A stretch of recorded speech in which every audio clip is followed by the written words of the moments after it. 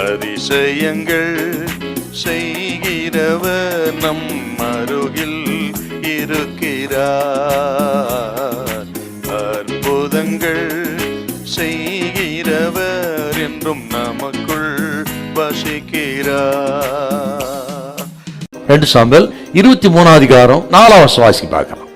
அவர் காலையில் மந்தாரமில்லாமல் உதித்து மழைக்கு பிற்பாடு தன் காந்தியினால் புல்லை பூமியிலிருந்து முளைக்க பண்ணுகிற சூரியனுடைய விடியற்கால வெளிச்சத்தை போல இருப்பார். சூரியனுடைய விடியற்காலத்து வெளிச்சத்தை போல அவர் இருப்பார்.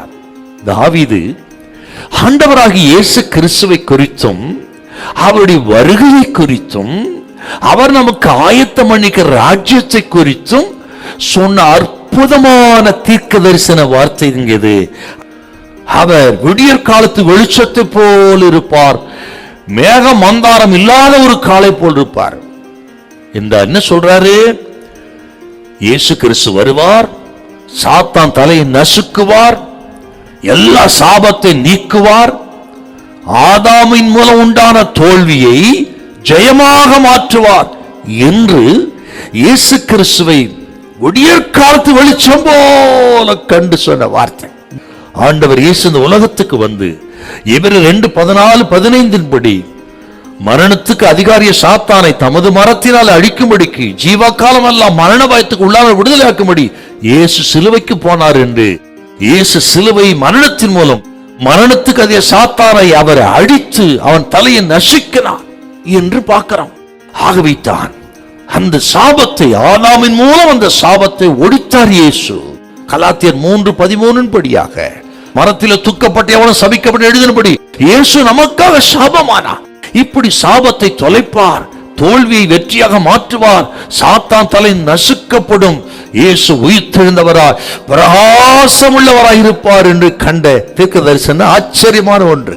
அருமையான கர்த்தருடைய பிள்ளைகளே, அந்த மேகம் இல்லாத ஒரு வானம் அப்படின்னு நம்ம சொல்றதை பார்க்கிறோம்.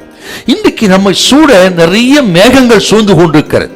என்ன, எங்க திரும்பினாலும் சரி, மொபைல் மூலம் சீர்கேடுகள், அழிவுகள், பாவம், அக்கிரமம், அநியாயம், அநேக வன்முறைகள் என்று பலவிதமான போர் மேகங்கள் சூழ்ந்திருக்கிறது.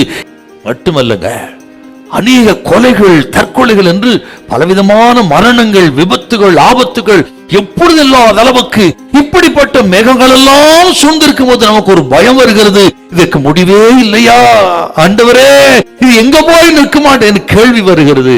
இப்படிப்பட்ட பல கேள்விகளுக்கு ஒரே ஒரு பதில் உண்டு.